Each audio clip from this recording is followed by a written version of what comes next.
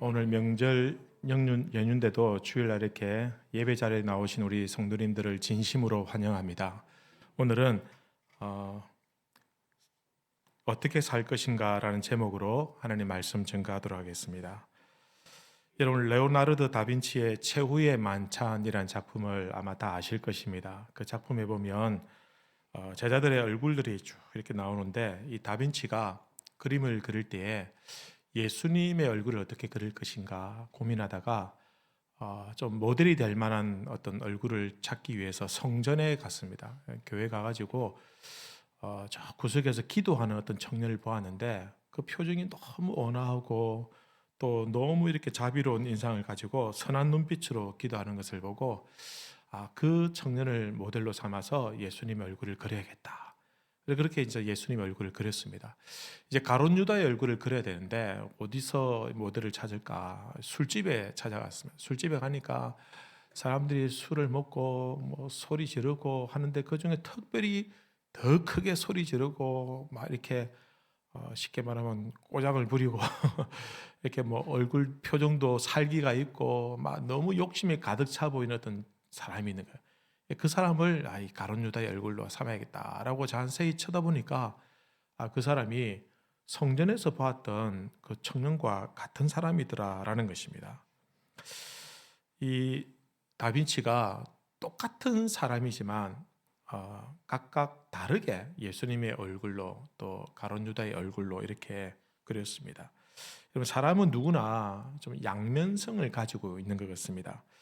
하나님의 형상을 가진 선한 사람이 있는가 하면 똑같은 사람인데 하나님의 형상을 가졌지만 마치 사탄의 형상을 가진 사람처럼 그렇게 사는 사람들도 있다라는 것입니다. 우리나라 사람들도 좀 양면성을 가지고 있는 것 같아요. 특별히 외국인 이주민들에 대해서 그분들이 저희 나라에 들어와서 이제 값싼 노동력을 제공해주고 또 그런 어떤 우리나라 사람들이 기피하는 3D 업종 이런 일들을 그분들이 이렇게 해주시지 않습니까? 그래서 참 그걸 좋게 생각하는 그런 어떤 사회적인 기류가 있으면서도 불구하고 또 심리적인 거리감은 더 멀어지는 것 같아요. 좀 혐오하는 그런 어떤 분위기들도 있는 것 같고요. 좀 차별하는 편견을 가진 그런 것들도 있는 것 같습니다. 그래서 우리나라도 그런 사람들에 대해서 뭐랄까요? 경제적인 수용성은 있지만 심리적인 거부감. 그래서 우리에게 값싼 노동력을 제공해 주는 건 좋지만 우리의 이웃으로 삼기에는 좀 부담스러워하고 거북해하는 이런 양면성을 가지고 있다라는 것입니다. 여러분, 좋은 점이 있으면 나쁜 점도 있기 마련입니다. 장점이 있으면 단점이 있는 것이고, 얻는 것이 있으면 잃는 것도 있는 것입니다. 모든 것이 다 나쁜 것만 있는 것도 아니고, 그렇다고 모든 것이 다 100% 좋을 수만도 없더라라는 것입니다. 인간관계도 마찬가지입니다. 모든 사람이 다 내 생각대로 되지 않습니다. 내 뜻대로 맞춰주지 않은 경우가 많죠. 나의 어떤 생각과 같은 사람이 있을 수도 있고 생각이 전혀 다른 사람이 있을 수도 있는 것이죠. 나를 지지해주고 좋아해주는 사람도 있는 반면에 또 나를 반대하고 배척하고 심지어는 싫어하는 사람들도 있는 것입니다. 내가 어떤 일을 하려고 할 때 격려해주고 칭찬해주고 잘한다 해주는 사람이 있는데, 똑같은 일을 바라보면서 어떤 사람은 그게 뭐냐, 그것밖에 못하냐 이렇게 책망하고 비판하는 사람들도 있을 수 있는 것입니다. 여러분, 우리가 이 양면성을 우리가 인정할 때 사실 우리가 성장할 수 있고 성숙해질 수 있는 것입니다. 다시 말씀드리면 모든 면에는 어두운 면이 있고 밝은 면이 있고 또한 긍정적인 면이 있고 반면에 부정적인 면들도 있다라는 것입니다. 문제는 우리가 그 양면성 가운데 어느 쪽에다가 마음을 집중시키고 어느 쪽에 우리의 시간과 어떤 재능과 물질들을 포커스를 맞추면서 살아가야 되느냐라는 것이 문제입니다. 여러분, 우리가 사람은 원래 죄를 안고 태어났습니다. 죄성이 있습니다. 그래서 저절로 두면 저절로 긍정적인 것보다는 부정적인 게 좀 강해요. 그리고 좋은 것을 보기보다는 좀 좋지 못한 것을 먼저 보는 그런 성향이 우리 사람들에게는 기본적으로 있는 겁니다.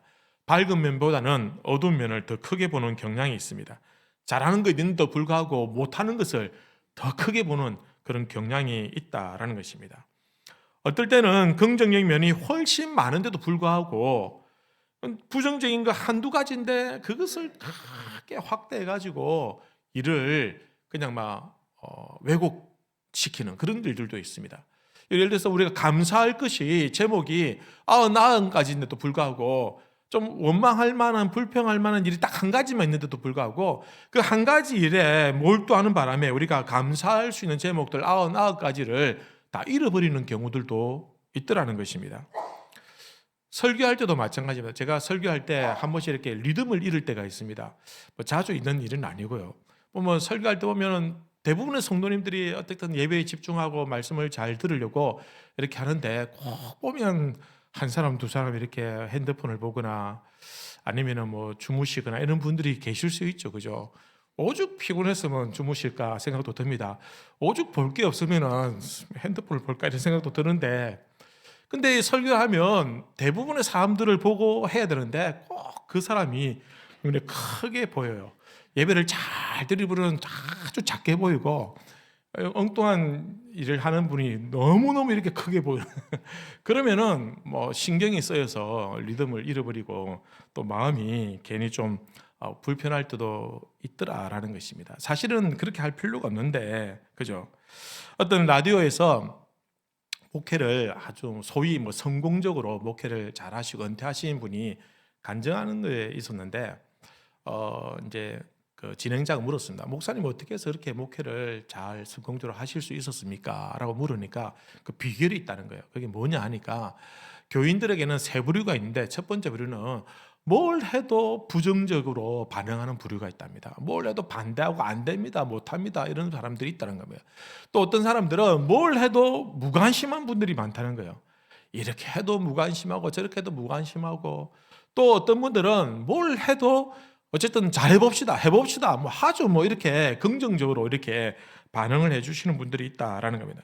근데 목사님이 이제 은혜를 받고 또 잘해보자고, 한번 해보자고 긍정적으로 하는 분들에게 거기에 마음을 쏟고 거기에 집중하다 보니까 나중에 반대했던 사람들도 마음을 바꿔주기도 하고 또 무관심했던 분들도 이렇게 또 마음을 적극적으로 열어주시더라라는 겁니다. 그래서 잘 하고자 하는 사람들에게 집중하니까 그것이 결과적으로 좋은 어떤 영향력들을 미치고 좋은 결과를 얻다라고 이렇게 얘기하더라는 겁니다. 성도 여러분, 중요한 것은 우리 현실은요 대체적으로 양면성을 가지고 있습니다. 근데 그 중에 우리가 무엇을 선택하고 어디에 우리의 인생의 초점을 맞추느냐라는 것이 사실은 별것 아닌 것 같지만 나중에는 이것이 굉장히 큰 차이와 변화를 가져다 준다라는 것입니다. 여러분, 긍정적인 것에 초점을 맞춘 사람은 자신을 비난하는 사람이 있습니다. 어쩌면 자신을 비난하는 사람이 훨씬 더 많을 수도 있지만, 그러나 거기에 연연하지 않고 자기를 이해해주고 용기를 주는 사람들에게 그 사람들과 함께 마음 맞추고 감사하고 고마워할 줄 안다라는 겁니다. 여러분, 긍정에 초점을 맞추는 사람은 실패 가운데 잃는 것이 많습니다만, 그러나 그럼에도 불구하고 그 중에서 얻는 것이 있기 때문에 그 얻는 것 하나를 보고 다시 마음을 다져서 소중히 여기고 또 감사하게 된다라는 겁니다. 여러분, 긍정적인 것에 초점을 맞춘 사람은 보이는 것이 다가 아니라는 것을 압니다. 그래서 보이지 아니하는 하나님의 사랑과 은혜와 또 모든 것을 합력하여 선을 이루시는 그 하나님의 능력을 절대적으로 신뢰하고 또 하나님의 말씀에 순종하며 나아가게 된다라는 것입니다. 근데 우리가 이걸 잘 알아요? 모르는 게 아니에요. 긍정적으로 합시다, 뭐 부정적으로 하지 말고 잘해봅시다 하면은 다 알아요. 다 아는데 이게 말처럼 잘 쉽지가 않아요. 당장 얘기를 해보면 나와 다른 얘기를 하고 반대를 하고 고집을 피우면 거기서 마음이 상하고 거기서 불편하고 거기서 못하게 되고 또 마음의 불편함을 느끼게 되는 겁니다.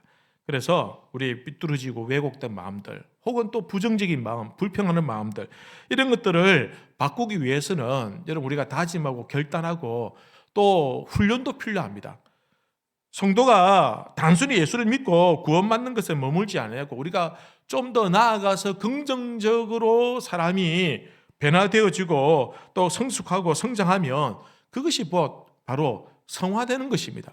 그것이 하나님께서 기뻐하시는 성도의 모습이 되는 겁니다. 여러분, 예를 들어서 우리가 주일 예배를 드리면서 말씀에 아멘하고 이렇게 반응할 때가 있지 않습니까? 아멘하고 반응하는 것은 여러분 본질적으로 부정적인 그런 마음들과 생각들과 이런 태도들을 고쳐 나가는데 굉장히 효과적일 때가 있습니다. 여러분 고린도후서 1장에 보면 이렇게 기록합니다. 하나님의 약속은 얼마든지 그리스도 안에서 예가 되니 그런즉 그로 말미암아 우리가 아멘하여 하나님께 영광을 돌리게 되느니라. 여러분 그냥 흥을 돋구기 위해서 그냥 뭐랄까요 분위기를 억지로 몰아가기 위해서 아멘 하라는 것이 아니라 우리가 하나님의 말씀을 들을 때에 그 말씀에 내가 막 큰 소리로 아멘 하지 않는다 할지라도 비록 작은 소리를 하든지 아니면 내 마음으로 아멘 하든지 어쨌든 그 말씀에 아멘으로 고백하게 된다고 한다면 그 말씀이 그대로 이루어지기를 소원하는 것이고 또 내가 그 말씀대로 순종하고 살겠습니다라고 다짐하고 결단하는 신앙의 고백이 되는 것입니다. 그것이 우리의 삶을 변화시키는데 원동력이 될 수도 있고 그 다짐과 결심들이 우리를 움직일 수 있는 힘이 될 수 있다라는 것입니다. 여러분 한번 생각해 보십시오. 우리가 하나님 말씀에 아멘하지 못한다고 한다면 세상 그 무엇에 우리가 아멘할 수 있겠습니까? 여러분 우리가 하나님의 말씀에 수긍하지 못하고 긍정하지 못한다면 우리가 세상 그 무엇에 긍정하고 수긍할 수 있겠습니까? 세상의 것들 긍정하고 수긍하면서도 왜 하나님 말씀은 아멘하지 못하느냐는 것입니다. 사랑하는 성도 여러분, 하나님 말씀에 아멘하시길 바랍니다. 여러분 하나님의 위대한 역사에 아멘하시길 바랍니다. 하나님께서 때로는 우리가 힘들고 어려울 때가 있지만 그럼에도 불구하고 우리를 선하게 바르게 인도해 주실 줄로 믿습니다라는 그 신앙의 고백에 아멘하시는 주의 백성들 되시길 바랍니다. 여러분 지난 한 주간 동안 여러분들은 어떻게 사셨습니까? 여러분들 뭐 바쁘기도 하고 설 명절 준비하고 또 여기저기 인사하신다고 또 분주하셨을 건데 여러분 그 가운데 새로운 어떤 뭐 일을 하거나 아니면 친족이나 친척들 만났을 때 여러분 좀 밝은 면을 많이 보셨습니까? 아니면 좀 부정적인 면을 많이 보셨습니까? 여러분 오랜만에 본 친척들 가운데 그분들과 얘기할 때 내가 긍정적인 얘기를 많이 하셨습니까? 아니면 좀 부정적인 얘기를 많이 하셨습니까? 어떻게 사셨습니까? 여러분 내가 좀 긍정의 눈으로 보았는지 아니면 부정하고 비판하는 눈으로 보았는지 우리 삶을 돌이켜보면 여러분 어떻게 사셨습니까? 사실 우리가 감사하지 못하고 불평하는 이유가 무엇일까? 그것은 근본적으로 하나님에 대한 신뢰가 부족하지 않기 때문이냐라는 겁니다. 우리 자신을 너무 신뢰하고 내 지식과 내 경험과 내 생각들을 너무너무 신뢰하기 때문에 하나님의 말씀에 대해서 신뢰하지 못하기 때문에 우리는 원망하고 불평할 때가 많습니다. 여러분 우리가 다른 사람들을 칭찬하지 못하는 이유가 무엇입니까? 그 사람이 나보다 잘냈다는 것을 인정하기 싫기 때문 아닙니까? 내 마음에 교만이 있기 때문이 아니냐라는 겁니다. 여러분 똑같은 일을 보지만 어떤 사람은 잘한다 괜찮다 이렇게 해주는 사람이 있고 어떤 사람은 그게 뭐냐 그렇게 해가 되겠냐 이렇게 사는 사람들도 있는 겁니다. 여러분 우리가 집에서 이제 명절 때 음식을 이렇게 만들면 참 맛때깔이도 없는데 잘한다 수고한다 이렇게 해주는 분이 있을 수 있는 거야. 아무리 맛있어도 이게 뭐냐 짜다 이렇게 해주는 분도 있더라는 것입니다. 여러분 어떻게 보느냐 어떻게 반응에 따라서 그 이후의 시간들과 분위기는 확연하게 다르게 나타난다라는 것입니다. 하나님의 기적의 역사는 나의 잘못된 지식과 교만과 경험을 다 내려놓고 전적으로 하나님의 말씀과 하나님의 역사에 신뢰하고 또 그것을 긍정적으로 선택할 때 그리고 감사하게 될 때 하나님의 역사와 구원의 역사가 나에게 축복으로 주어지는 것입니다. 오늘 이 시간 우리의 교만한 마음을 내려놓고 우리 하나님 앞에서 겸손하게 엎드려서 우리의 왜곡되고 고장되고 삐뚤어진 그 마음과 입술과 모든 생각들이 여러분 오늘 이 예배를 통해서 치유되기를 우리 주님의 이름으로 기원합니다. 여러분 예배를 드리고 나가실 때 여러분 마음이 훨씬 더 가벼워지고 평안해지길 바랍니다. 그렇게 하기 위해서는 모든 부정적인 생각들 내 마음에 불편한 것들을 그냥 다 내려놓고 가십시오. 다 내려놓고 가시면 여러분 우리 성령께서 고쳐주시고 다 치유해 주신다라는 것입니다. 오늘 본문 말씀은 사울이 이제 본격적으로 전도를 할 때 일어난 일들에 대해서 기록하고 있습니다. 그가 예수님을 만나고 회심했습니다. 그리고는 곧바로 예수님의 복음을 전하려고 했습니다. 그런데 그때 그에게 가장 먼저 일어난 일이 있는데 그것이 무엇이냐면 그를 대적하고 그를 죽이려고 하는 사람들이 나타났다는 겁니다. 여러분 그냥 충동적으로 죽이려고 한 것이 아니라 공부했다고 했습니다. 계획을 잘 세워서 어떻게 하면 저 사울을 죽일까 이렇게 악의적인 마음을 품은 사람들이 나타났다는 겁니다. 오늘 23절, 24절 이렇게 기록합니다. 여러 날이 지나매 유대인들이 사울 죽이기를 공모하더니 그 계교가 사울에게 알려지니라. 그들이 그를 죽이려고 밤낮으로 성문까지 지키거늘. 한번 만나면 내가 한번 손 좀 봐주겠다. 한번 두고 보자. 걸리기만 해봐라. 이게 아니라 다 기회를 노리고 성문을 딱 지키면 지나가기만 해봐라. 이러면서 죽이려고 그렇게 작당을 했다라는 겁니다. 여러분, 사울이 이것을 알았을 때 어땠을까요? 그의 마음이. 여러분, 누군가가 여러분을 죽이려고 딱 노린다고 생각해 보십시오. 무섭지 않겠습니까? 여러분, 성경은 그때 사울을 죽이려고 했던 사람만 있는 것이 아니라 놀랍게도 그를 살리려고 하는 사람도 있었다라고 우리에게 말씀하고 있습니다. 25절 보면 그의 제자들이 밤에 사울을 광주리에 담아 성벽에 달아내리라. 그를 죽이려고 공모한 사람들이 있었는데 또 반면 그를 살리기 위한 이 제자들이 그를 성벽에서 안전하게 나갈 수 있도록 광주리에 담아서 달아내린 사람들이 있다라는 겁니다. 사울 주위에는 그를 증오하고 그를 죽이려고 하는 사람만 있었던 것이 아닙니다. 그를 살리려고 하고 그를 보호하려고 했던 사람들도 있었다는 겁니다. 여러분, 우리 주위에 보면 나를 미워하는 사람만 있지 않습니다. 여러분, 어떤 분은 사람들이 나를 싫어합니다. 사람들이 나를 상대해 주지 않습니다. 나는 어디 가도 배척당합니다. 외면당합니다. 나는 왕따입니다. 이렇게 말씀을 하시지만 그러나 사실 그렇지 않습니다. 그런 사람만 있는 것이 아니라 나를 지지해주고 응원해주고 기도해주고 나를 사랑해주고 품어주는 분들도 분명히 있다라는 사실입니다. 아무도 나를 이해해주지 못하는 것 같지만 누군가는 분명히 나를 받아주는 사람이 있더라는 것입니다. 여러분, 나를 미워하고 나를 이해해주지 못하는 사람 때문에 낙심하거나 포기할 이유가 없습니다. 왜냐하면 나를 지지해주고 응원하는 사람이 있기 때문에. 여러분, 그런 일에 눈치 보고 온 신경을 다 써버린다고 한다면 나는 그냥 그때부터 암흑입니다. 그냥 절망입니다. 그때부터 내 사는 게 인생이 사는 게 아니다라는 겁니다. 여러분, 분명히 나를 반대하는 사람이 있을 수 있습니다. 나는 좀 다른 생각을 가지고 나를 대적하는 사람이 있을 수 있습니다만은 그러나 그들에게 휘둘려서 내 마음과 생각과 에너지를 다 소진해버리고 거기에 힘이 다 빠져버린다고 한다면 그건 어리석은 선택을 한 것입니다. 나를 지지해주고 나를 응원해주고 나와 함께 해주는 그 사람들이 비록 숫자가 적다 할지라도 그들과 함께 마음을 모으고 다시 용기를 내고 힘을 북돋우다 한다면 우리가 얼마든지 이 세상을 힘있게 살아갈 수 있다라는 것입니다. 여러분 곁에는 분명히 여러분을 위해서 응원해주는 분이 있는 줄로 믿습니다. 여러분을 위해서 기도해주는 분이 분명히 있습니다. 세상에 나 혼자인 것 같지만 누군가는 나를 지지해주고 응원해주고 있더라라는 것입니다. 여러분, 사울 곁에는 그를 지켜주고 도와주는 사람이 있었습니다. 근데 여기서 사울이 어려움이 끝나는 것이 아니라 사실은 어려움이 또 다른 어려움이 생겼습니다.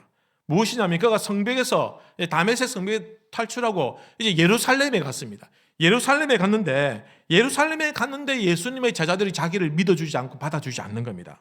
왜냐하면 며칠 전까지면은 그가 예수 믿는 사람들 잡아 옥에 가두던 사울이었거든요.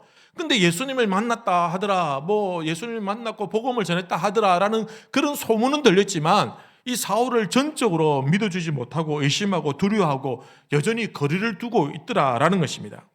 그가 회심했다고 하지만 그것을 부정적으로 보는 사람이 있었던 것입니다. 여러분, 사울이 실망하지 않았을까요? 내가 개종을 하고 내가 내 인생을 완전히 다 바꾸었는데 내가 큰 결심을 하고 이제 예수님을 전하기로 마음에 작정했는데 그런데 정작 제자들이 자기를 받아주지 않는 겁니다. 교회가 자기를 받아주지 않는 겁니다. 아니, 사도들이 뭐 이래? 아니, 교회가 어떻게 이럴 수 있어? 이런 생각이 드는 겁니다. 그렇다고 한다면 우리 같으면은 막 낙심이 돼가지고 내가 이럴 줄 알았다. 난 안 할란다 하고 도망가 버릴 법한데도 불구하고 여러분, 사울 이 주위에는요 그를 의심하고 그를 믿어주지 않고 그를 거리를 둔 사람들도 있었지만 그러나 또 그곳에서 사울을 믿어주고 또 그를 위해서 그를 향한 오해와 의심들을 다 이렇게 설명해주고 그를 도와주는 사람이 또 나타났습니다. 그 사람이 누구냐? 바로 바나바입니다. 여러분 27절 보시면 바나바가 데리고 사도들에게서 가서 그가 그 길에서 어떻게 주를 보았는지와 주께서 그에게 말씀하신 일과 다메섹에서 그가 어떻게 예수 이름으로 담대히 말하였는지를 전하니라. 바나바가 이 사울 곁에서 따라다니면서 그를 제자들에게 데려가가지고는 설명을 해줍니다. 사실은 옛날에는 그랬지만 그가 예수를 만났다. 그가 예수를 만나고 변화되었다. 복음을 전했다. 이렇게 설명을 해주고 사람들이 무서워하지 않도록, 오해하지 않도록 그렇게 곁에서 도와주었다라는 것입니다. 우리가 자주 쓰는 말 중에 아무도라는 말을 의외로 많이 사용하고 있습니다. 어떤 모임이나 장소에 가면요, 약속 시간이 되는데 약속 시간에 딱 맞춰 갔는데 사람들이 없는 겁니다. 그러면은 흔히 뭐라고 합니까? 아무도 안 왔네. 아무도 안 왔다고. 분명히 온 사람이 있는데 와서 앉아 있는데 그 사람들은 뭐 사람도 취급하지 않는지 그냥 뭐 대부분이 안 왔기 때문에 아무도 안 왔네. 괜히 일찍 왔네. 이렇게 말하는 분들이 있더라는 겁니다. 여러분, 분명히 도와주는 사람이 있습니다. 그런데 아무도 안 도와주더라. 전도에 뭐 기간별 찬양주에 하마자 사람들 모이라고 했는데 도와주는 사람이 있어요. 같이 해주겠다는 사람이 있어요. 그런데도 몇몇 안 도와준다고 해서 아무도 안 도와준다. 이렇게 얘기하는 분들이 있는 겁니다. 여러분, 곁에 분명히 함께 있는데 아무도 없네. 아무도 없다. 내 옆에는 아무도 없다. 사랑해주고 지지해주는 사람이 많은데도 불구하고 원망하며 불평하면서 아무도 없다. 이렇게 말하기도 하더라라는 것입니다. 여러분, 그러나 생각을 좀 바꾸면 아무도 안 온 것이 아니라 분명히 온 사람이 있습니다. 여러분, 아무도 도와주지 않는 것이 아니라 도와주는 사람이 있고 아무도 함께 안 하는 것이 아니라 분명히 함께 하는 사람이 있다라는 것입니다. 그런데 안 도와준다고, 함께 하지 않는다고 불평하고 원망하면 여러분, 나중에는 도와주는 사람이 아무 의미가 없게 되는 겁니다. 그러면 진짜 혼자가 된다라는 겁니다. 성도 여러분, 하나님은 우리에게 필요한 사람을 붙여주십니다. 도와주십니다. 아무도 없는 것 같지만 사실은 그렇지 않습니다.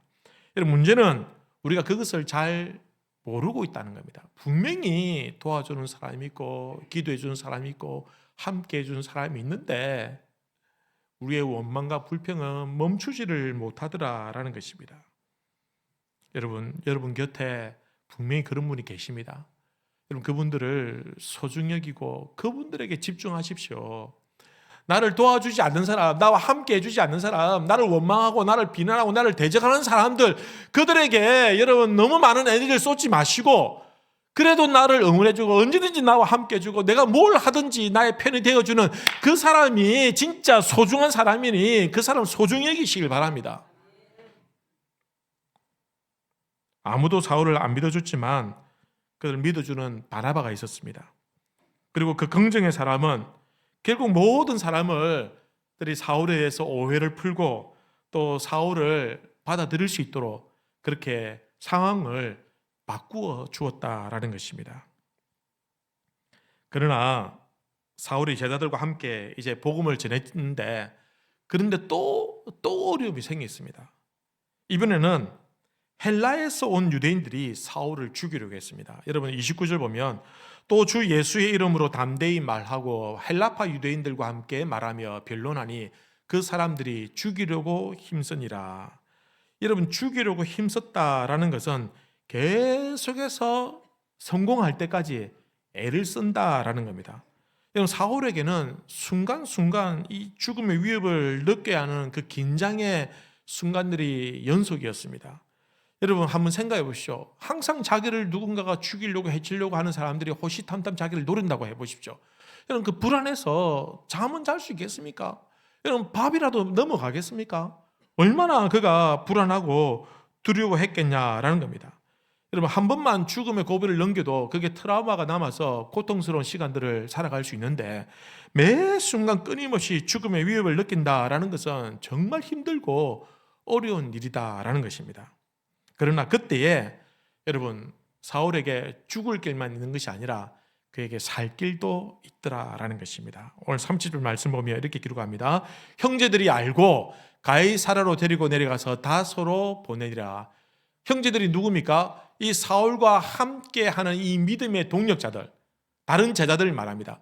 그들은 헬라파 유대인들이 이 사울을 죽이려고 하는 것을 알고 그를 가이사라로 데리고 가서 다소로 보내었다. 다소는 이 사울의 고향입니다. 여러분, 형제들, 이 사람들, 여러분, 그가 어려움을 겪고 고비를 겪으면서 많은 사람들을 잃었습니다. 그 주위에 자기를 지지해 주던 그 열렬한 그 극성 그 바리새인 파들, 그죠? 자기가 예수 믿는 사람들 옥에 가둘 때마다 너무너무 잘한다, 너 너무 잘했어 하면서 그를 북돋아주고 세워주고 지켜줬던 그 많은 사람들, 그가 또 일을 할 때마다 물질적으로 도와주고 후원해주고 그가 하는 것마다 모든 것들을 다 도와주었던 그 대제사장들, 이 숱한 사람들을 한순간에 이 사울이 다 잃어버렸다라는 겁니다. 다 잃어버렸습니다. 그런데 잃어버렸지만 그에게는 또 다른 형제들이 생겨나게 됐습니다. 여러분, 이 얼마나 감사한 일입니까? 사울이 예수님을 만나고 잃은 것이 많습니다. 그가 바리새인이었습니다. 이 사울이 바리새인이었지만 그가 바리새인이 누릴 수 있는 모든 특권과 권한을 다 잃어버렸습니다. 그 로마 시민권을 가지고 있었습니다. 그 로마 시민권을 누릴 수 있는 특권들도 다 잃어버렸습니다. 그가 부귀 영화를 누릴 수 있는 그 기회들도 다 잃어버렸습니다. 그가 가말리엘의 문화생이라는 아주 특출한 아주 최고의 학문을 배웠던 그 배경들도 다 잃어버렸다라는 것입니다. 하지만 그가 잃어먹은 것이 너무너무 많지만 그러나 그 중에서도 그는 얻은 것이 있었고 더 많은 것을 누리게 되었다라는 겁니다. 성도 여러분, 우리가 신앙생활 할 때 우리가 예수님을 만나고 예수님을 믿을 때부터 우리가 어려움을 당할 때가 있습니다. 가족들에게 뭐랄까 좀 핀잔을 듣거나 아니면은 너는 뭐 교회를 다니냐 뭐 이렇게 좀 좋지 못한 그런 소리를 들을 때가 있습니다. 여러분, 내가 신앙생활 함으로 말미암아 직장에서 예수쟁이 어쩌고 이런 얘기를 들을 때가 있습니다. 여러분, 우리가 신앙생활 하면서 내가 말씀대로 살려고 노력하면 노력할수록 내가 어떤 상황에서 불필요하게 불이익을 당할 때도 있더라는 겁니다. 내가 하지 않아도 될 희생을 강요당할 때가 있습니다. 내가 모른 척 해도 될 그런 상황 속에서 누군가에게 도와줘야 되고 누군가에게 위해서 내가 손해를 봐야 될 그런 상황에 내몰릴 때가 있다라는 겁니다.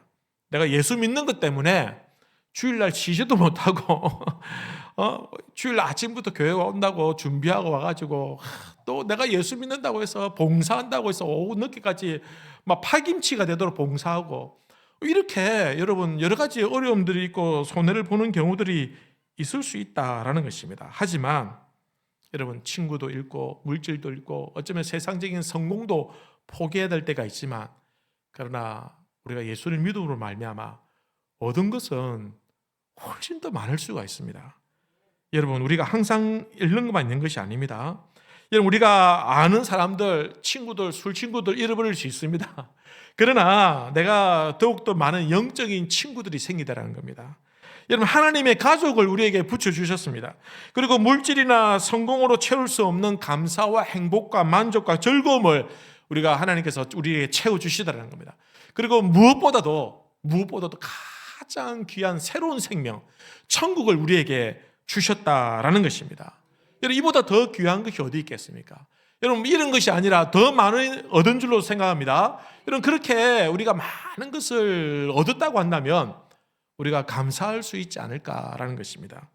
오늘 성경은 이렇게 이야기합니다. 31절에 그리하여 온 유대와 갈릴리와 사마리아 교회가 평안하여 든든히 서가고 주를 경외하고 성령의 위로로 진행하여 수가 더 많아지니라. 여러분, 그리하여라는 말은 무슨 말입니까? 사울이 이런 일을 당하고 저런 일을 당하고 또 고난을 당하고 또 죽음의 위협을 당하였고 그런 많은 어려움이 있었지만 죽음의 위기가 있었지만 그러나 때로는 갈등이 있었지만 그러나 그럼에도 불구하고 그렇게 함으로 말미암아 그가 잃어버림으로 말미암아 그가 고난을 당함으로 말미암아 그가 위협을 느낌으로 말미암아 그리함으로 하나님께서는 모든 것을 합력하여 선을 이루어 가셨다. 교회를 세워나가시고 그로 말미암아 새로운 생명이 하나님께 돌아오게 하였다라는 겁니다. 사울이 고난을 당하였다. 그리하여 그로 말미암아 교회가 세워지고 성도들이 하나님 앞으로 돌아왔다. 이 이야기가 되는 것입니다. 성도 여러분, 하나님께서는 우리에게 어려움을 주십니다마는 그러나 피할 길로 주십니다. 여러분, 하나님 우리에게 고난 주십니다만 또한 그 고난 뒤에 감춰져 있는 놀라운 축복도 하나님께서 함께 주시는 줄로 믿습니다. 여러분, 죽을 일이 일어나기도 하지만 또 살 길도 함께 열어주시더라는 겁니다. 하나님 때로는 많은 것이 떠나가게 하시지만 또는 또 많은 것들을 채워주시는 분이다라는 것입니다. 우리가 해야 할 일은 무엇이냐? 여러분, 하나님을 더욱더 신뢰하는 것입니다. 고난 가운데서도 하나님께서 잃게 하는 가운데서도 더 채워주실 것이다, 더 선하게 인도해 주실 것이다 라는 그러한 신뢰가 우리에게 필요하다라는 것입니다. 여러분, 그래서 모든 부정적인 나의 생각과 감정이 아니라 이런 말씀을 선택하시길 바랍니다. 여러분, 보이는 환경 속에서도 부정이 아니라 하나님의 긍정을 선택할 수 있게 되길 바랍니다. 나의 영광이 아니라 하나님의 영광을 선택할 수 있게 되기를 바랍니다. 여러분, 사울에게 중요한 것은 사느냐 죽느냐 하는 것이 아니었습니다. 사울은 살아도 어떻게 사느냐, 죽어도 어떻게 죽느냐라는 것이 더 중요했습니다. 빌립보서 1장 20절에 보면 사울이 이렇게 고백합니다. 나의 간절한 기대와 소망을 따라 아무 일이든지 부끄러워하지 아니하고 지금도 전과 같이 온전히 담대하여 살든지 죽든지 내 몸에서 그리스도가 존귀하게 되게 하려 하나니. 사울은 그거예요. 내가 죽어도 좋다, 내가 살아도 좋다, 그러나 내가 사나 죽으나 내 몸에서 그리스도가 존귀하게 되는 것이 나는 더 중요하다. 여러분, 살고 죽는 것은 우리의 영역이 아닙니다. 하나님의 영역입니다. 여러분, 그래서 내가 살고 죽는 것은 하나님께 맡기고 중요한 것은 우리가 선택할 수 있는 것은 내가 어떻게 사느냐, 이건 우리가 선택할 수 있는 겁니다. 내가 사는 것 하나님의 영역인데 하나님이 나에게 생명을 주시면 그러면 내가 사는 것으로 만족하지 아니하고 내가 어떻게 사느냐라는 것이 중요하다는 겁니다. 내가 죽을 수 있습니다. 병에 걸려 죽을 수 있고 사고로 죽을 수 있습니다. 그러나 언젠가는 그 죽음이 다가왔을 때 내가 어떻게 죽느냐, 내가 무엇을 하다 죽느냐, 내가 어떻게 살다가 죽느냐라는 것이 더욱더 중요하지 않느냐라는 것입니다. 사울은 이렇게 또 고백합니다. 로마서 14장에 우리가 살아도 주를 위하여 살고 죽어도 주를 위하여 죽나니 그러므로 사나 죽으나 우리가 주의 것이로다. 성도 여러분, 우리 앞에는 살 길도 있고 죽을 길도 있습니다. 어려운 길도 있고 형통한 길도 있습니다. 그러나 그 가운데 하나님께서 우리와 함께 하시고 우리를 선한 길로 인도해 주시고 우리를 통해서 영광 받으실 줄로 믿으시길 바랍니다. 여러분, 우리에게도 이런 고백이 있기를 바랍니다. 그래서 우리 가운데 있는 모든 부정적인 생각들, 못한다는 생각들, 안 된다는 생각들, 여러분, 이건 진짜 하나도 도움이 되지 않습니다. 이거 다 내려놓고 이거 다 그냥 쓰레기통에 다 버리고 여러분, 긍정의 사람이 되시길 바랍니다. 여러분, 위기 가운데서도 하나님 주시는 그 선하신 길이 있고 형통한 길이 있고 열린 길이 있을 때 여러분, 할 수 있다, 희망을 가지시고 소망을 가지시고 긍정의 사람 되시길 바랍니다. 그래서 여러분의 인생이 어떻게 사냐 중요한 줄로 믿습니다. 잘 사시기 바랍니다.